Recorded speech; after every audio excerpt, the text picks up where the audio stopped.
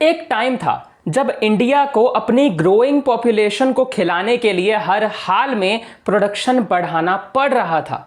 लेकिन जब ज्यादा प्रोडक्शन के चक्कर में soil and environment he damage होने लगे, तब समझ आया कि एग्रीकल्चर को सस्टेनेबल बनाना कितना जरूरी है। सिर्फ क्वांटिटी नहीं, क्वालिटी भी उतनी ही इंपॉर्टेंट है। आज हम देखेंगे कि कैसे अलग अलग मेजर्स ने फार्मिंग को लॉन्ग टर्म सस्टेनेबल बनाने में हेल्प किया। Welcome to ABM study hub, और आज की इस वीडियो में हम करने वाले हैं जीएनडीयू के बीए बीएससी इकोनॉमिक्स कर रहे स्टूडेंट्स जो अभी अपने सेकेंड ईयर थर्ड सेमेस्टर में हुए हैं और इंडियन इकोनॉमी पढ़ रहे हैं, उनके लिए एक टॉपिक सस्टेनेबल एग्रीकल्चरल ग्रोथ। इससे पहले के जो भी टॉपिक्स हैं हम ऑलरेडी कवर कर चुके हैं, तुम चैनल पे जाके देख सकते हो।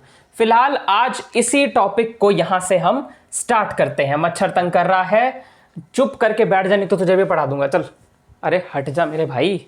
चलो, सबसे पहले शुरुआत करते हैं इंट्रोडक्शन से, ठीक। अब देखो, SAG मैं सस्टेनेबल एग्रीकल्चरल ग्रोथ को शॉर्ट फॉर्म में लिख रहा हूं, पर तुम शॉर्ट फॉर्म यूज नहीं करोगे इसकी, पहले बता रहा हूं।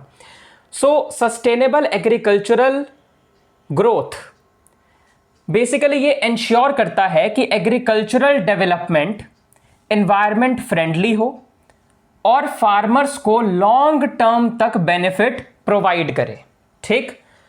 उसके बाद सस्टेनेबल एग्रीकल्चरल ग्रोथ करने के लिए अलग अलग technical and institutional measures adopt किए गए हैं।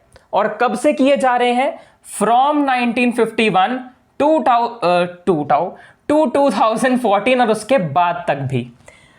ये जो एफर्ट्स जितने भी करे गए हैं, इनका मेन एम यही है कि आउटपुट इंप्रूव करना, जो भी आउटपुट आ रहा है, प्रोडक्शन आ रही है खेती करने से, वो बढ़े, एफिशिएंसी इंप्रूव हो, यानी कम रिसोर्सेज में ज्यादा आउटपुट मिले, और लाइवलीहुड ऑफ फार्मर्स अच्छी हो, यानी फार्मर्स के जीने का तरीका अच्छा हो, उन्हें रोज का काम मिले, उनकी प्रोडक्शन बढ़े, एटसेट्रा एटसेट्रा। बेसिकली किसानों की जिंदगी अच्छी बने, उनकी इनकम बढ़े, वगैरह वगैरह। अब आते हैं टेक्निकल मेजर्स पे, ठीक। इसमें सबसे पहला मेजर है increase in area under cultivation, यानी कि जितने भी एरिया पे खेती होती है उस एरिया को थोड़ा बढ़ाया जा सके। कैसे? मेनली दो तरीकों से यहां पर एरिया को बढ़ाने की बात करी गई है। पहला है नेट सोन एरिया बढ़ाना, मतलब पूरे देश में जितनी भी जमीन पर खेती होती है उस जमीन के एरिया को थोड़ा बढ़ाना, that means net sown area का बढ़ना। उसके बाद मल्टीपल क्रॉपिंग को प्रमोट करना, यानी उस एक एरिया में, एक लैंड पे जिस पे खेती होती है, एक साल के अंदर एक से ज्यादा क्रॉप्स वहां पर उगाना। दोबारा सुनो, एक लैंड पे एक साल में एक से ज्यादा तरह की क्रॉप्स या एक से ज्यादा बार वहां पर खेती करना इज मल्टीपल क्रॉपिंग।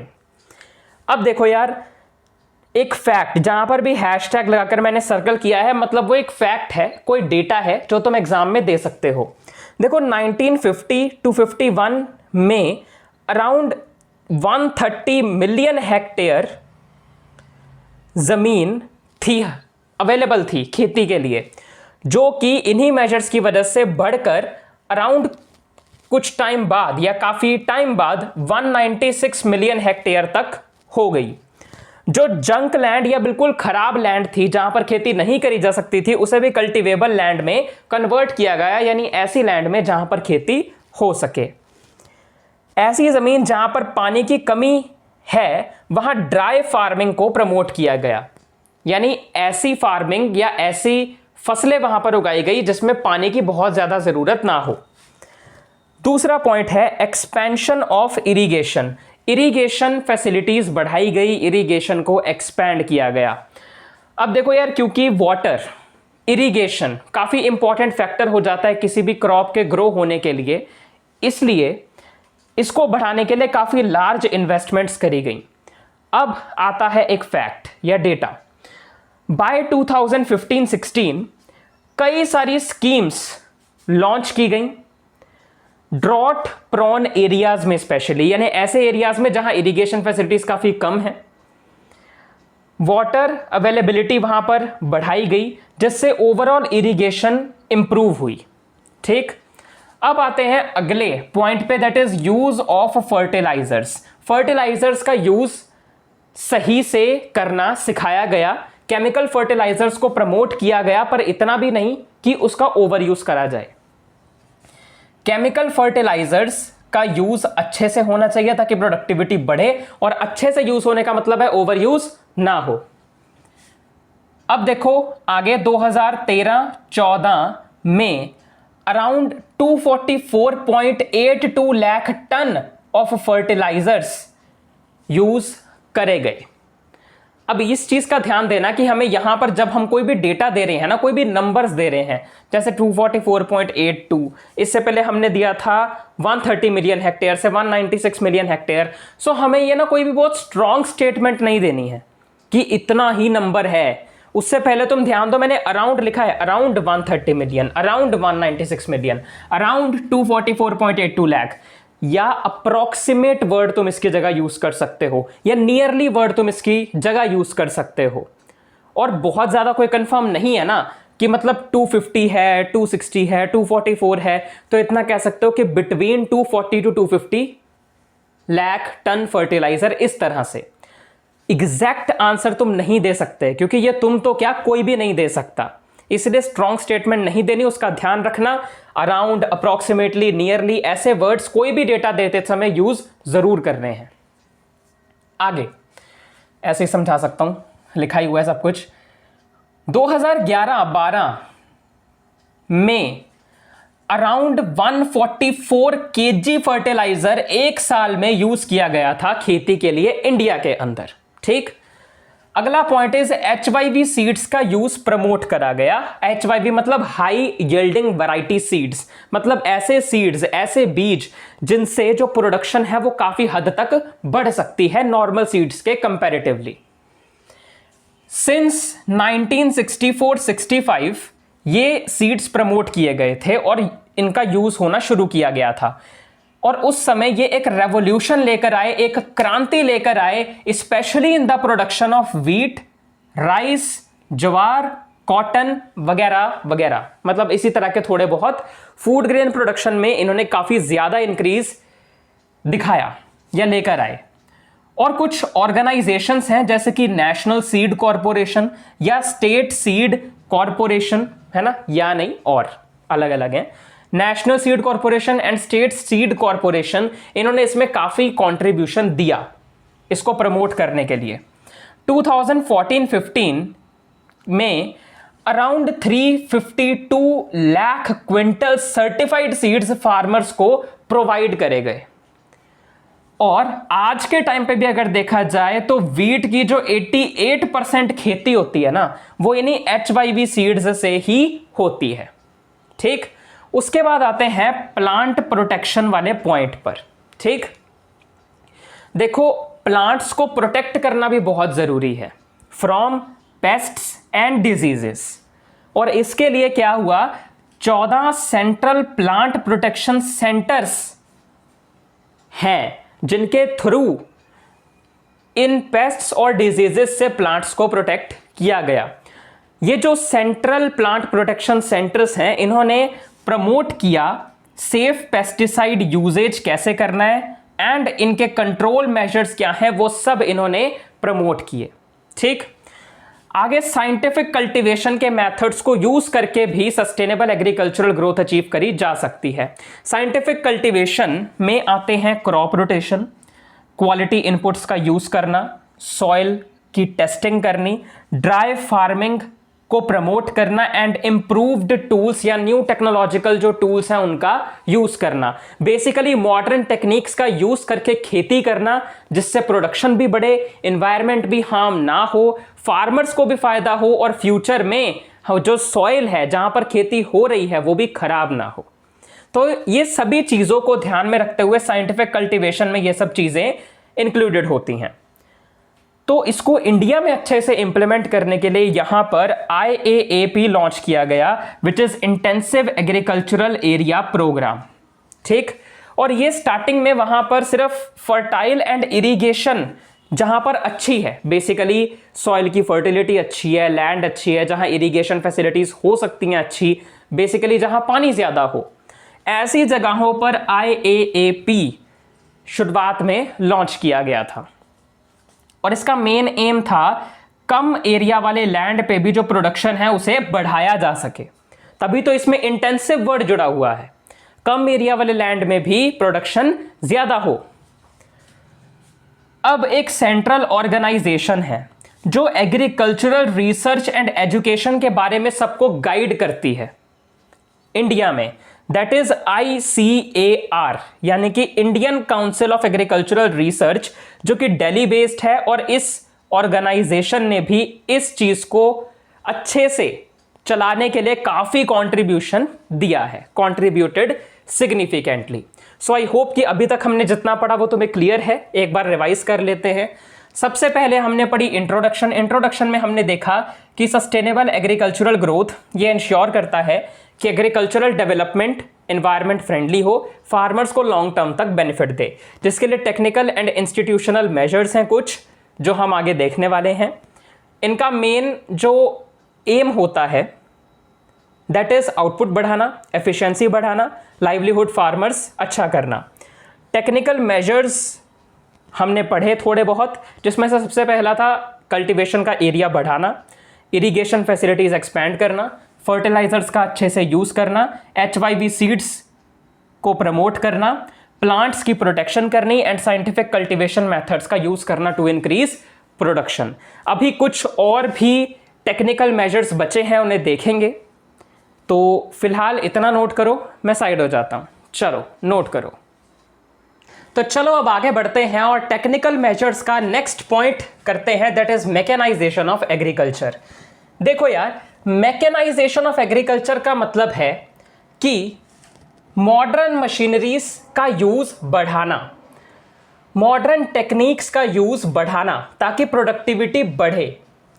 ट्रैक्टर्स का यूज करना, थ्रेशर्स का यूज करना, एडवांस्ड टूल्स का यूज करना, और तो और इन सभी चीजों को खरीदने के लिए फार्मर्स को चीप क्रेडिट अवेलेबल करवाना, यानी कि कम या रीजनेबल इंटरेस्ट रेट्स पर उन्हें लोन प्रोवाइड करवाना ताकि वो ये चीजें खरीद सकें। फार्मर्स की इनकम ऑलरेडी लो होती है, जिस वजह से वो ये सब चीजें नहीं खरीद सकते, तो उसके लिए उन्हें लोन लेना पड़ता है। और अगर वो किसी ऐसे सोर्स से लोन लेते हैं जहां पर उन्हें ऑलरेडी इंटरेस्ट रेट बहुत ज्यादा मिल रहा है, तो ये मिल नहीं रहा, देना पड़ रहा है, तो ये उनके लिए एक नाइंसाफी है, इनजस्टिस टाइप हो जाता है। तो इसीलिए चीप क्रेडिट अवेलेबल कराना भी उतना ही जरूरी है ताकि वो इन सब चीजों को खरीद पाए और इन्हें यूज कर पाए और प्रोडक्टिविटी बढ़ा पाए। आगे, land development and soil conservation पर भी ध्यान देना जरूरी है। देखो, अगर जमीन सही रहेगी, मिट्टी उपजाऊ रहेगी, अच्छे न्यूट्रिएंट्स रहेंगे उसमें, तो ऑब्वियस सी बात है फार्मिंग अच्छी होगी। और इसके लिए कई सारी टेक्निक्स का भी यूज किया जाता है, जैसे कॉन्टोर बंडिंग। कॉन्टोर बंडिंग जैसे तुमने देखा होगा, पहाड़ी इलाके में अगर कभी बारिश आती है ना, तो पानी जो है ना वो बहुत तेजी से स्पीड से नीचे आता है, जिससे होता क्या है कि जो फर्टाइल सॉइल होती है वहां पर, वो उसके ऊपर की फर्टाइल लेयर को भी ले जाता है, जिसे सॉइल इरोजन कहते हैं। मिट्टी खराब हो जाती है, बहुत ज़्यादा गीली होने पर वैसे भी वो उपजाऊ रहती नहीं।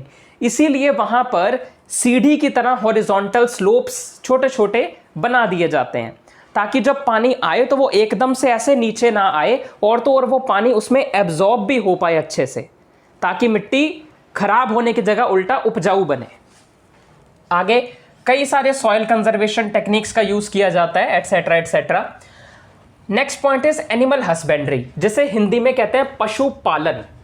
अब जो भी एनिमल्स खेती करने के लिए काम में आते हैं, या फिर अलाइड एक्टिविटीज जो होती हैं फार्मिंग की, मैंने तुम्हें ऑलरेडी बताया है, जैसे कि डेयरी फार्मिंग, पोल्ट्री फार्मिंग वगैरह वगैरह, उन सब के लिए जो भी एनिमल्स की ज़रूरत होती है उनका अच्छे से पालन पोषण करना, जिससे डेयरी डेवलपमेंट भी हो, और तो और इससे लाइफ स्टॉक हेल्थ भी इंप्रूव होती है। लाइफ स्टॉक मतलब वही एनिमल्स जो अलाइड एक्टिविटीज़ या फार्मिंग में ही काम में आते हैं, तो उनकी हेल्थ पर भी अच्छा ध्यान देना ज़रूरी है। जब पता होगा कि इनसे हमें काफ़ी काम लेना है, तो ऑब्वियसली उनकी हेल्थ का भी अच्छे से ध्यान रखा जाएगा। आगे, अब आते हैं इंस्टीट्यूशनल मेजर्स पर। टेक्निकल मेजर्स यहां पर समाप्त होते हैं। इंस्टीट्यूशनल मेजर्स में पहला मेजर है लैंड रिफॉर्म्स लेकर आने। अलग अलग लैंड रिफॉर्म्स मतलब देखो लैंड की ओनरशिप और उसे कैसे यूज करना है, इन सब चीजों में कुछ चेंजेस लेकर आने, जिससे स्मॉल एंड लैंडलेस फार्मर के पास भी अपनी खुद की एक जमीन हो जहां पर वो फार्मिंग कर पाए और प्रोडक्टिवली काम कर पाए और ज्यादा प्रोडक्शन कर पाए।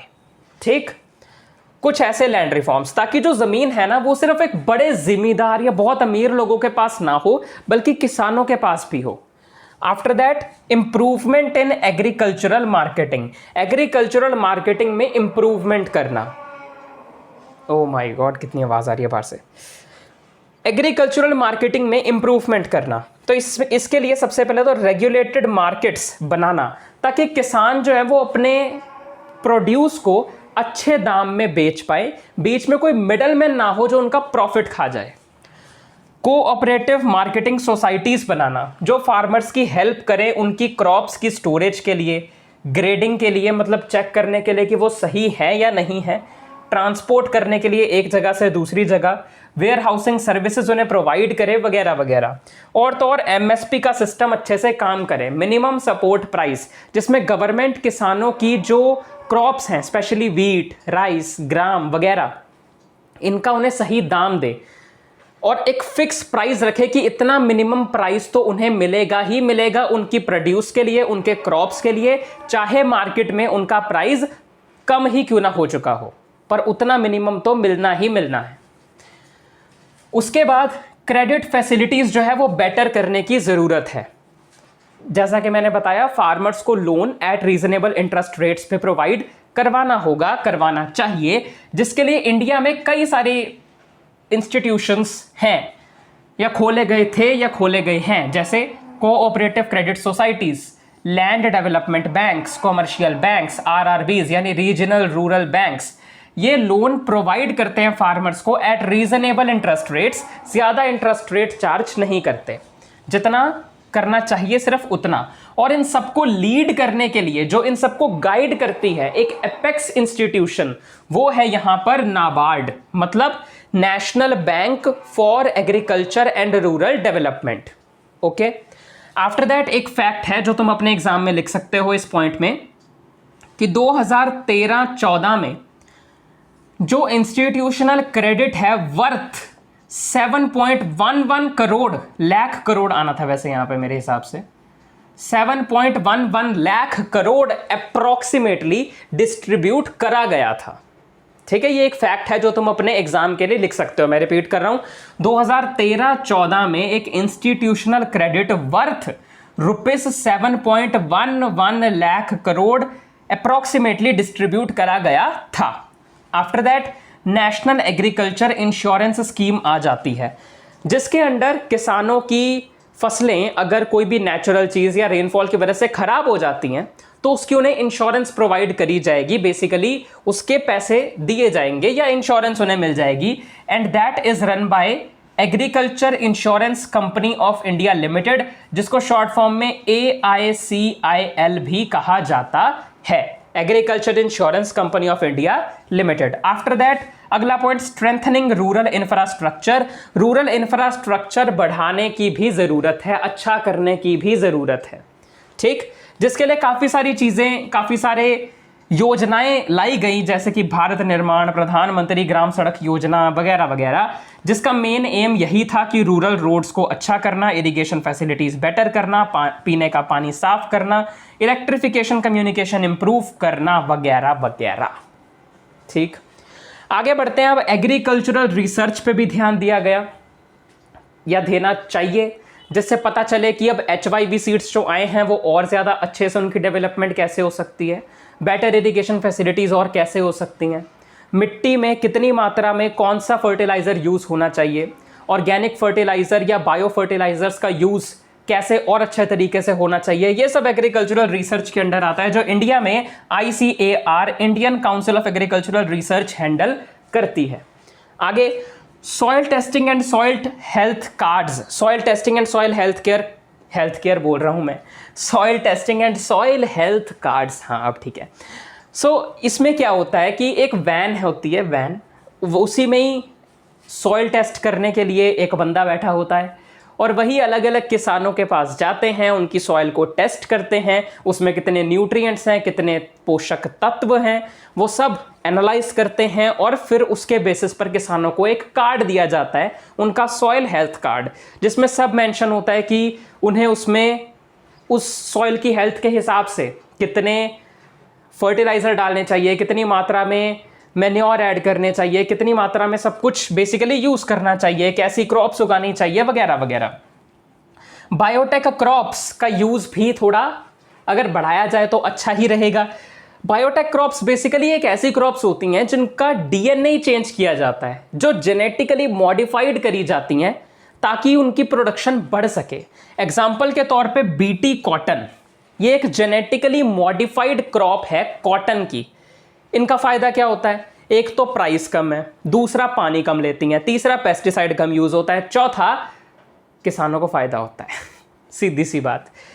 उसके बाद बायो फर्टिलाइजर्स का यूज़ करना भी एक मेजर हो सकता है सस्टेनेबल एग्रीकल्चरल ग्रोथ के लिए। बायो फर्टिलाइज़र बेसिकली ऐसे फर्टिलाइजर्स होते हैं, ऐसी खाद होती है जो माइक्रो ऑर्गेनिजम्स के ज़रिए बनाई जाती है, जो कि नाइट्रोजन को प्लांट फ्रेंडली बना देती है, हवा की नाइट्रोजन को प्लांट फ्रेंडली नाइट्रोजन में कन्वर्ट कर देती है। जैसे राइजोबियम एक बैक्टीरिया होता है जो चना, मूंग जैसे फसलों के रूट्स में होता है, जो नाइट्रोजन को, हवा वाले नाइट्रोजन को उन प्लांट्स के लिए सूटेबल बनाता है, और जब वो नाइट्रोजन वहाँ पे स्टोर होता है तो वो प्लांट्स बहुत अच्छे से ग्रो करते हैं। आगे आते हैं किसान कॉल सेंटर्स पे, KCCs।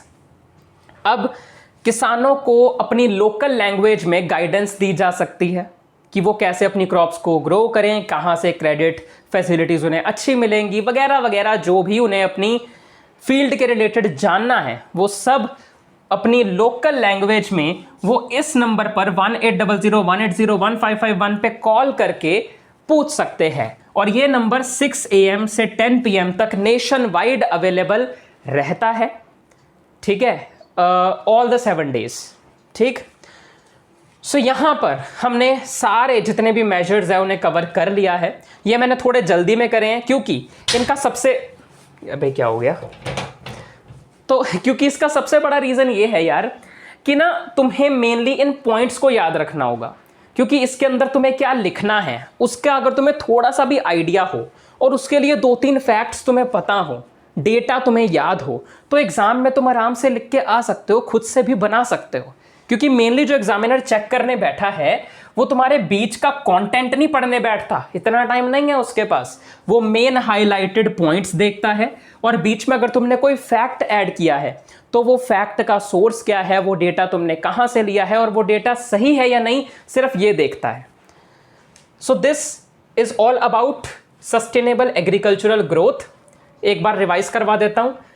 टेक्निकल मेजर्स में हमने यहाँ पर कंटिन्यू किए, 3 और मेजर्स देखे, mechanisation of agriculture, land development, soil conservation and animal husbandry, जिसे पशुपालन भी कहते हैं। फिर आया इंस्टीट्यूशनल मेजर्स, जिसमें सबसे पहले देखे लैंड रिफॉर्म्स, फिर देखे एग्रीकल्चरल मार्केटिंग में इंप्रूवमेंट करनी है, क्रेडिट फैसिलिटीज़ इंप्रूव होनी चाहिए, इंश्योरेंस स्कीम लानी चाहिए, रूरल इंफ्रास्ट्रक्चर बेहतर बनाना होगा, एग्रीकल्चरल रिसर्च होनी चाहिए, सॉइल टेस्टिंग होनी चाहिए, बायोटेक क्रॉप्स का यूज़ होना चाहिए, बायो फर्टिलाइजर्स का यूज़ होना चाहिए, और किसान कॉल सेंटर्स तो होने ही चाहिए। और इंडिया में इनके लिए क्या क्या किया जा रहा है वो सब तुम इसमें लिख सकते हो, ठीक है। अब नोट डाउन करो, मैं साइड हो जाता हूं, पर वीडियो छोड़ के मत जाना, एंड वाला ज्ञान अभी बाकी है मेरे दोस्त। चलो, सो यार चैप्टर तो कंप्लीट हो चुका है और अब टाइम है एंड वाले ज्ञान का। देखो यार, आजकल के छोटे छोटे बच्चे ना रिलेशनशिप्स में आकर एक दूसरे से कहते हैं, मैं खुद से ज़्यादा तुमसे प्यार करता हूं, तुम मेरे लिए सब कुछ हो। पर एक टाइम था जब ईयर 2000 से 2006-7 तक के बच्चे मेरे जैसों के लिए सबसे ज़रूरी चीज़ थी, हे भगवान जल्दी से लाइट आ जाए वरना शिनचैन ख़त्म हो जाएगा।